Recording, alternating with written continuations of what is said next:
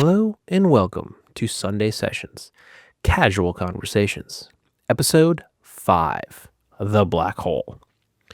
So this is now like 25 times I've tried to film this episode. I have not been happy with anything that I've been saying or the topics that I've been talking about. I've had 3 separate topics now, 2 of which I can remember. One is completely out the window. And I just wasn't happy with what I was saying. I either wasn't informed enough or I was half asleep because I filmed one complete episode last night and I was exhausted and I was just thinking about what I was saying and I hated every word of it. So I just deleted it all. It's all gone. I can't even go back and use some of it. It's all completely gone. If you saw the post I did the other day, I was like, hey, I'm about to film a Sunday Sessions. I'm wearing a sweatshirt you have never and probably will never see me wear again. What do you think it is? It's from Pennsylvania. It was a Penn State hoodie. Not because I'm a sports fan. I'm an adamant anti-sports fan, if you will. I went to Penn State. I have a degree in print journalism from Penn State. I went to Penn State Worthington, which is the Scranton satellite campus. I mean, if it's still there, I don't know. I know Penn State's talking about closing a bunch of them. But I then transferred to main campus, and I graduated in 2004. So the sweatshirt I had on, I bought at the Hub before I graduated. So it was around 2003, 2004. And I was wearing it. It's like a pajama sweatshirt. I only wear it at night. I got a couple of hoodies that they're just super comfortable, but I don't really like to wear them anywhere like work for some reason. Whenever they give us hoodies, they're like the really, really comfortable Gildan sweatshirts. So I just wear them as pajamas. They're just so incredibly comfortable. Like, the one thing they don't cheap out on is those Gildan sweatshirts. So whenever they offer us a t-shirt or a sweatshirt, I take the Gildan sweatshirt. They're awesome. So I got a bunch of those, but I just wear them as pajamas. So that's what it was. I had a Penn State hoodie on, if you even saw that post. But the first topic that I wanted to talk about was something I was really, really interested in. It was kind of breaking news, if you will. And then the other topic, the third one, the other one I remember, it was kind of interesting. It was something that was kind of kicking around the back of my head for a while, so I figured I can try to condense those 2 topics into one video. So the first topic was about Vidalia Mills. They're done. They were shut down for a while with the hopes or the promises that they were looking for investors to get back to work, but they are up for auction. They owe $32.5 million. On April 9th, they will be going up for sheriff's sale. Now, I think I gave some wrong information in a couple videos where I said that Vidalia bought 40 of the Draper looms from White Oak. Proximity bought 2, and I thought 2 more were in a museum somewhere. Well, I did not realize. I knew that Proximity was run by White Oak's people with 2 of the White Oak's looms on the land that White Oaks stood on, but they're actually run by the White Oaks Legacy Foundation, actually owns Proximity, so they're the museum that I thought had the other 2 looms. And so April 9th, if you have $32.5 million, you can go to Vidalia, Louisiana, and you can buy Vidalia Mills. Now, they owe a ton of money to different banks, and that's the bulk of it. But the thing that got me, it's like 2 different banks they owe the bulk of the money to. But the thing that really got me and kind of pissed me off, to be honest with you, was that they bought the land and the facility. It's like 81.73 acres, I think it is, of land in Vidalia, Louisiana, that has a 900,000 square foot facility that was a Fruit of the Loom DC. So they bought that from the city of Vidalia for $12 million. Now, the city conceded $8 million back to Vidalia Mills with the promise that they will improve the facility, drive the economy of Vidalia, and hire local workers. Well, Vidalia spent nearly all the money. They spent like $7 million and a couple $100,000 of the money. They hired 1 employee. So they basically blew all the money. I don't know if the money went back into the building. I don't know how true it was, but I heard that they bought the wooden floors that the looms were on at White Oak so that they would vibrate the same as they did. I don't know how true that is. I mean, there's so many rumors. But they bought 40 vintage Draper looms. They had to set them up. They have to keep them running. Those are expensive. They don't make them anymore, or I don't think they make them anymore. At least those models are vintage models. So it's very expensive. So I don't know if they use that money to actually put into the business, or if I've heard rumors that the CEO is like taking extravagant vacations, posting videos or photos of himself at all these luxurious places, and just kind of gave up on the company, didn't care. So maybe he just blew the money on himself. I don't know. I'm not here to speculate. I'm just reiterating, if you will. But yeah, they're in the crapper, and they basically lied right to the city of Vidalia. Now, I guess there's a clause where Vidalia can buy the land back for that $4 million, so they can buy it all back for $4 million and have it all again. But I guess the city doesn't want to do that. They want to see the land be used for business, which will help their local economy. So they don't want it. They want someone else to buy it and use it and hire those local employees and put money into their local economy. So they don't want to spend $4 million to get their land back. They want someone to buy it and use it. So I guess there's hopes that the White Oak Legacy Foundation can buy those looms back, or at least some of those looms back, which would be great, because then Proximity Mills can produce more denim.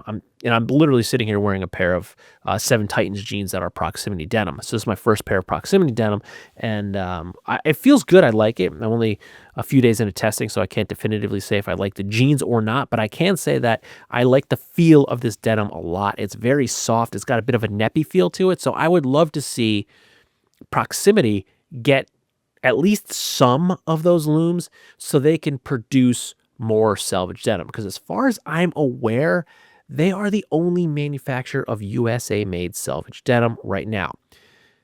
Today, someone commented in one of my videos, I don't remember what video, but they said that there's a Red Lion Mills located in Pennsylvania that makes denim.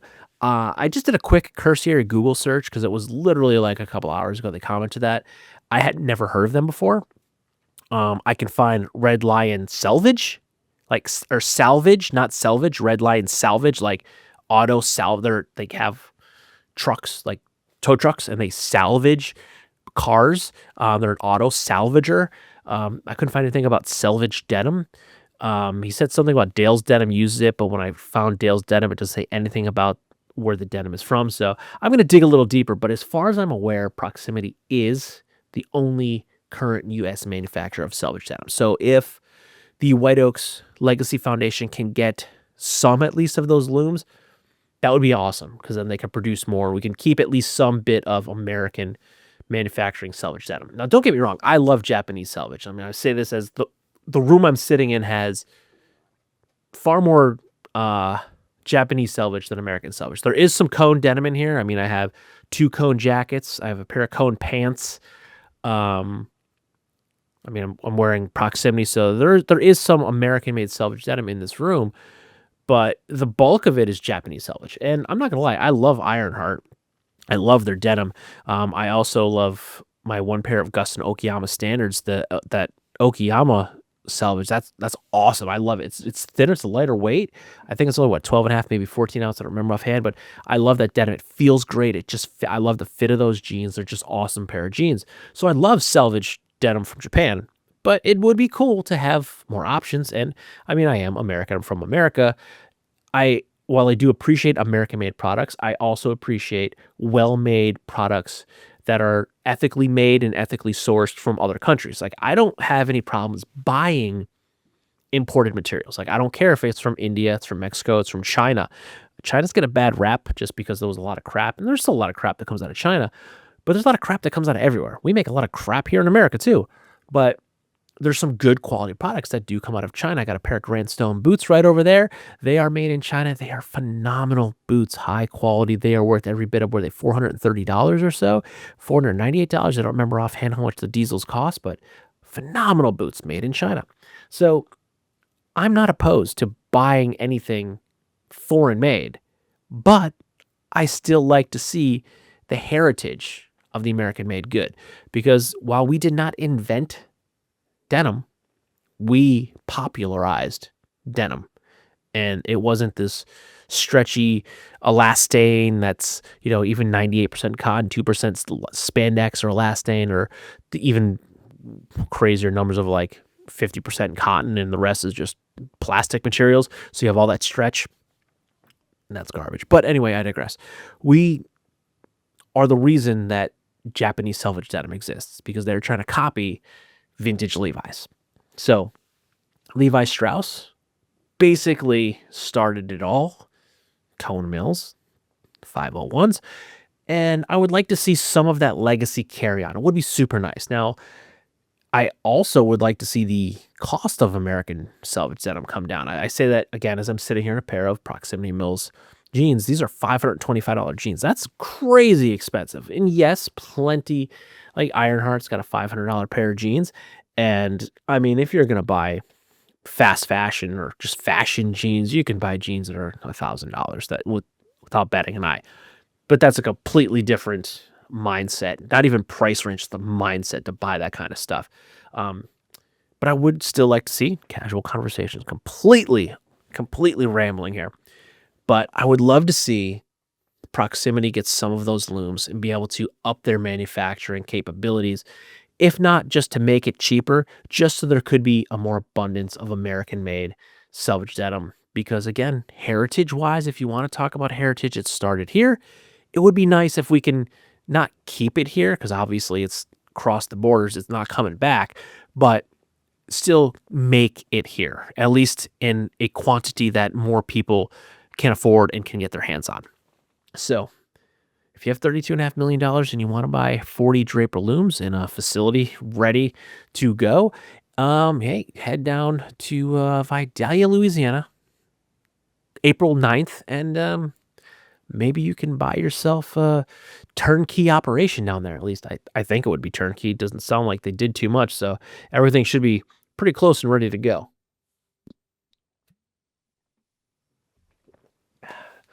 The other topic, and I say this as someone who reviews clothing, but the other topic was about all of these fashion influencers. I mean, I can't even speak. I get angry. I get actually angry about this now. I keep seeing this face pop up whenever I search something on YouTube in the men's fashion sphere. And it's generally this video. Stop! If you're over the age of 30 and have any of these items, then odds are you look like an immature teenager to most people. And I can't stand, it's not just her. There's so many of them out there, men, women. There's not a specific demographic, but there's so many that do the same video with these same bullet points and the same topics over and over and over and over again. And then you look, it's either promotional video or there's affiliate links in the descriptions. And usually it's them pushing some sort of health and beauty regimen or product. Usually it's their own product, or they're being paid to make a video because they have a big sponsor. And that's all it is. They don't give a shit about the actual information that they're putting out, like, hey, 11 things you shouldn't wear over 30. Here are 10 things you shouldn't wear over 40. I'm going to be 44 in a month, and I've been wearing more or less the same clothes for 30 years. Yes, the fit and the size of my jeans has changed, but I've basically been wearing jeans and t-shirts since I was able to start picking out my own clothes. And in the winter, I throw on flannels or hoodies. And in the summer, I wear shorts, and now I wear flip-flops. So really, the only thing that has changed with time has been my footwear. When I was younger, in my teens and my early 20s, I was a skateboarder. So I felt like I needed to wear skate shoes all the time. Dead of winter, I'm wearing skate shoes. I'm walking up to my buddy's house, and it's a 1.5 mile walk, and it's snowing. I'm wearing my skate shoes. My feet will be frozen solid and soaking wet when I got there, but I was wearing my skate shoes. It wasn't until I got into my 20s and I was working at the Army Navy store for a long time that I really started to wear boots. So in my 20s, I kind of switched to boots. I still wear Vans. Like, Vans are my preferred footwear.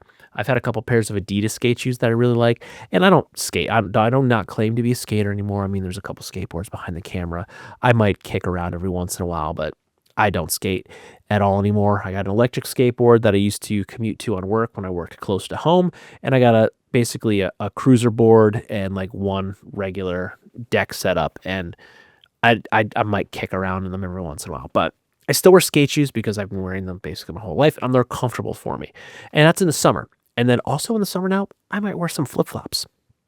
But don't tell those fashion influencers, I wear cargo shorts in the summer. I fucking love cargo shorts. They're so comfortable. I love them. Yeah, most shorts have slit pockets that I hate. So car keys fall right out of those.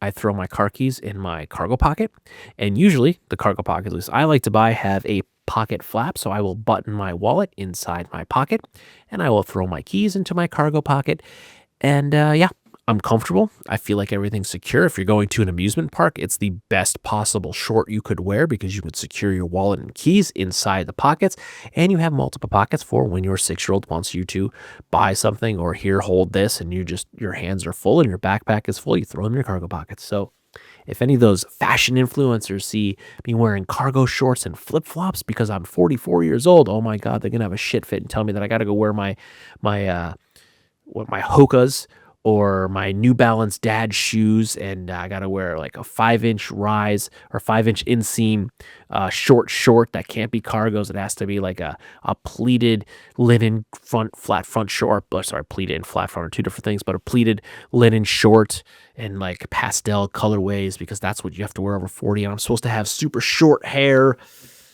I dropped my hat. Yeah, so they're bullshit. Don't listen to them. And I say this as someone that reviews clothes. You may notice though, I did do a Fit Check Friday series. I teamed up with Huckberry. When was that? Like back in October, November, and they sent me a ton of stuff, and I had a lot of fun doing it. It was a great idea, and they took a lot. It was a lot of work actually, but it was a great idea, and I did have a lot of fun putting these fits together. And it was like I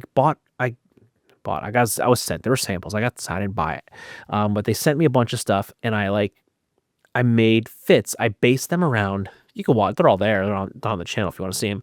But I based all of the fits around a statement piece, which was one of their jackets, because it was the fall going into winter, so it was getting cooler. So it was based around all of their different waxed jackets.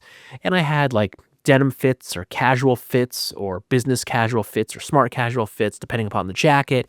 And I mix and match different clothes and shoes, and it was fun to like write these all down, think about it, figure out what would look good together. And it was a ton of work. Like, oh my God, changing your clothes all the time. Like I'd film these at work on my lunch break. So like, it was like a week straight where I didn't eat lunch. I'd be coming home from work and I'm ravenous. I'm like cramming food in my face because, I get a half an hour lunch break at work. So I'm trying to do this quick. So I was doing like for a week straight, I was getting like a couple of the outfits. Like I'd get like 3 or 4 outfits done because it takes so long to change them. And then you got to organize everything when I'm filing everything, making sure I'm saving the fits into the right jacket, into the right video. Is it the smart casual? Is it the denim? Is it the really casual? And they took so long to film and edit and put together, and they're quick videos. They're not even that long. And that's the closest I came to being like a fashion influencer, I think. Yes, I wear a lot of these clothes and I talk about the clothes, but I'm a reviewer. I talk about like the durability of these things. Like, all right, I'm looking at a couple Ironheart jackets, expensive jackets, $425 for these jackets, expensive. And both those I bought those with my money. They were not samples. I paid for them because I like Ironheart, and I bought my first Ironheart, but I test them to see like, is that worth it? Do you that can buy this one statement piece? Maybe it takes you 2 years to save up this $425 buy. That's a lot of money for a denim jacket, an unlined Type 3 denim jacket, when you can go buy a Levi's on eBay for $25. I mean, this Ironheart's going to last me the rest of my life. That Levi would maybe last me a year if I wore it consistently the way. If I wore one of those Levi jackets the way I wear my Brave Star gauntlet for the Red Line Rally, I would have gone through 4 or 5 of them by now. and I would say my gauntlet is not looking nearly as good as Going Turbos does. Check that out on IG. His jacket looks amazing. Fades. God, see this? I went so far off topic.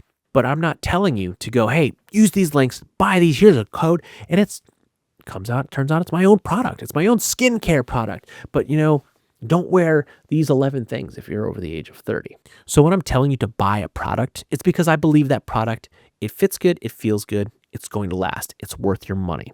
That's the big one. Is it worth your money? Some of these products in the heritage wear, they're expensive. A lot of these things are expensive. And again, it could take someone a while to save up the money to buy these things. So if I can test it and save someone money, if that product is not worth $425 for a Ironheart jacket, then hey, I'm not going to buy that Ironheart jacket. I'm going to buy the 316 jacket. That's $325. Save myself $100. I can honestly say those Ironheart jackets are fucking awesome. I have two. I don't need two. I have two, both of which I bought with my own money because they're that awesome. I love them. But that's what I do. I test them. I tell you if it's worth your money, how it's going to feel, how it's going to wear, not what to wear it with, because to be honest, I usually get dressed in the dark.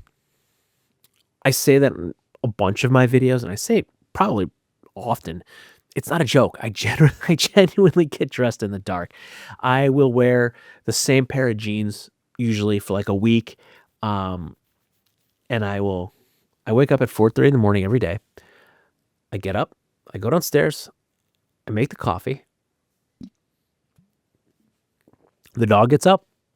Then if it's not too cold, we go for a run. If it's moderate, we will go for a ruck. If it's freezing, we will just bundle up and go for a walk. I will come home. I will feed the dog. I will feed the cat. All of my dresser drawers with like my undershirts and my underwear and my socks are in the room with the cat because my wife took over all the new furniture when we bought it. We bought all the bedroom set. My wife filled it up with all her clothes, so there's no room for my clothes in the bedroom. So all my stuff's in the cat's room. I will open two different drawers. I will grab top pair of underwear. I will grab the top t-shirt. So if you ever notice the t-shirts that like today I got dressed like 9 o'clock. So I'm wearing this Hawaiian shirt with Hazel's face on it. And what do I have on? I have a gray Proof 72 merino wool tee. I picked that up because I figured it would look okay underneath this shirt. But generally I grab whatever t-shirt's on top and whatever pair of underwear's on top. And then after I take a shower, that's the next step. My wife's usually asleep, so I go into my closet. I have this little sensor light above the closet. I'll wave that thing on. I'll start fingering through the clothes in my closet, and then the light usually goes off, and I grab the shirt I think I want. Sometimes it's the shirt I want, sometimes it's not. And I slide it on, and I go downstairs, and I make sure the coffee's done, and putz around. Maybe I'll make my lunch, or I'll do any little errands or chores that I forgot to do, and then I'll wake up Miss Hazel fantastic, and the day starts getting going. And then probably 2 minutes before I walk out the door to go to work, I will look in the mirror and see how crazy my hair looks and what the hell shirt I'm wearing, and does my t-shirt underneath match. Sometimes I get lucky and it works out. Usually I don't. So if you're seeing me with like a weird color undershirt that doesn't match the shirt I'm wearing, it's because I got dressed in dark. I honestly did. So my fits are generally not well thought out. Sometimes they are. Sometimes I'll get all my stuff ready the night before. If there's something particular I want to wear, like if I got a new shirt, like a Case Point, just started wearing the new Gustin alpaca button-down shirt. I was putting that in the bathroom with my clothes, my jeans. I just set on my jeans and stuff in the bathroom the night before. I'll just set the alpaca shirt in there. And I was picking out a t-shirt with that because it was purple. I wanted to make sure the t-shirt didn't clash too much. But that's a prime example. Like, yeah, that was a new shirt I got. I knew I was going to wear it. So when I got it, I put it in the bathroom with my jeans and a t-shirt. So I knew exactly what I was wearing. But 90% of the time, I get dressed in the dark. So when someone tells you what you can and can't wear, don't fucking listen to them. There are plenty of good channels out there and blogs and Instagram accounts that can give you some great advice. There's a bunch of them. And I'm not going to start naming names right now. If you want a list of some good YouTubers and Instagram accounts to check out for actual honest God fashion advice, hit me up. There's emails. There's 2 different emails in the description box down below. There's one to email for this particular segment to ask me questions or give me topic ideas. And then there's another one that's just my general business email for everything YouTube related. So hit me up in one of those. Drop a comment if you want.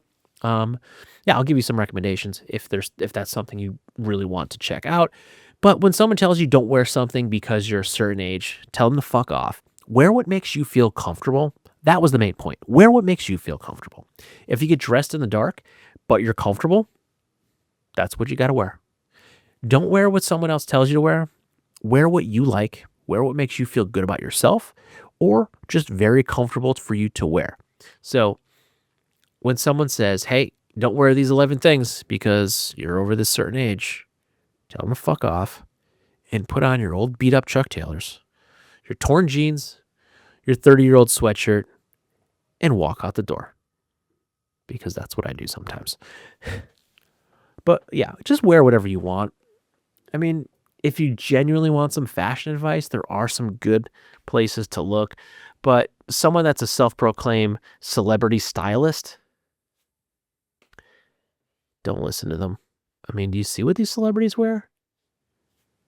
I mean, they're wearing just ridiculously expensive fast fashion clothes that half the time they didn't even pay for. They're wearing it because someone gave it to them, or their stylist told them to wear it. Probably because their stylist is someone on YouTube that gets money when they put these clothes on celebrities. So people like you and I see them wearing them and think, oh my God, celebrity X, Y, and Z had this shirt on, or this suit, or this jacket. I got to go buy it because they looked so good in it. No, they're wearing a tailor-fit garment. They're not wearing something off the shelf that you and I are going to buy. They're wearing something that was cut, sewn for their body, and then someone was paid to put it on their body because they made money, and now they're trying to sell it to you for an exorbitant amount of money, along with their own health and beauty products that are also in the description box of the videos down below. I don't make health and beauty products. There is none of those in my description box down below. I use Dove body wash and fruit something or other shampoo and conditioner. I buy it at Walmart. It's like $8 for the body wash, and I don't know, $7-8 for the conditioner and the shampoo. They're for curly hair, and I have curly hair, so I buy this stuff for curly hair. There you go. That's what I use. All right, this is getting way too long. We've been running for half an hour about absolute nonsense. I have gone off the rails so many times tonight. This is my first daddy juice, but I have had an awful lot of coffee today, so I think I'm just wired. I'm kind of only really drinking. I don't really want this right now. Wow, I mean, who doesn't want a champagne of beers? And if you want to come at me because I'm talking about expensive clothes again and drinking a, what is this, $22 for a case of beer, go ahead, come at me. It's delicious. It's a great summer beer. I've been doing a lot of work around the house lately. It's getting that time of the year. So I'm not going to be drinking IPAs all day long while I'm working, because when there's saws involved, I like my fingers on my hands and not in plastic baggies. There's my last tip of the night. This one went wild. Good night.